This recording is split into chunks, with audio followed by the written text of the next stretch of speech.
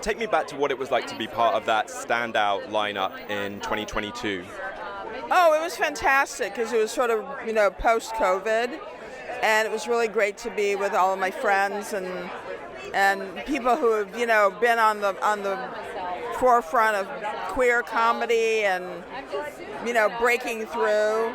And it was just a great night, iconic night in LA.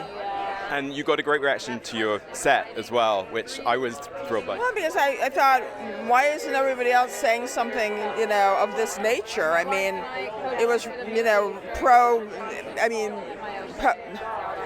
pre-end of Roe v. Wade. It's a mouthful. And I was like, we got to step up here because this is a very scary time. And here we are. Who were some of your comedy inspirations, particularly if there was anyone in the LGBTQ realm?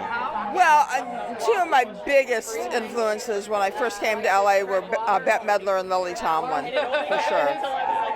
And Lily, of course, introduced you that night.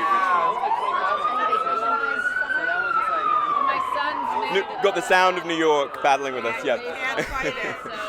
What potential do you think comedy has to open people's minds, start a conversation?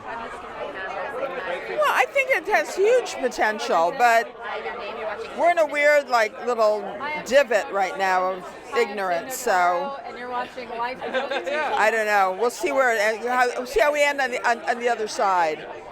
I was delighted that in this documentary, Without You I'm Nothing, is really credited as groundbreaking, and your influence is really credited. Yeah. What did that mean to you? Oh, it meant a lot to me. I'm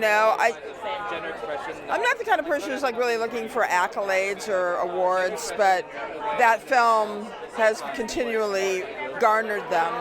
And I think it's a really important breakthrough performance film, and talks about things and addresses queer things that nobody had ever done before. And it's just very entertaining. And it also addresses racial issues that nobody's ever touched on. There's some footage of comedians in the 80s really telling homophobic jokes at the height of the HIV/AIDS crisis, and it's hard not to draw parallels with what's happening today in terms of some comedians making jokes at trans people's expense. What do you make of the way that some comedians choose to sort of punch down really on people that are facing a lot of violence and discrimination already? That's just the nature of the sort of the white male world. They're always going to punch down. They're insecure, they're threatened, they're scared, but I think it's definitely gotten better. And going back to the documentary, I think women really get a lot of credit as trailblazers when it comes to comedy. Is that something that you were, I guess you're credited as part of that too, but is that... I hope so. Yeah, of course. I mean, women always are the trailblazers.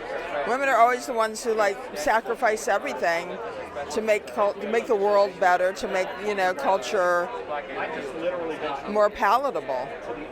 And for people who want more Sandy, where can we find you each week? Well, you can find me in Sandyland on Sirius XM every Thursday at 11 a.m. And there's some performances coming up. Go to sandrabernhard.com and you'll see what's happening. Thank you, honey.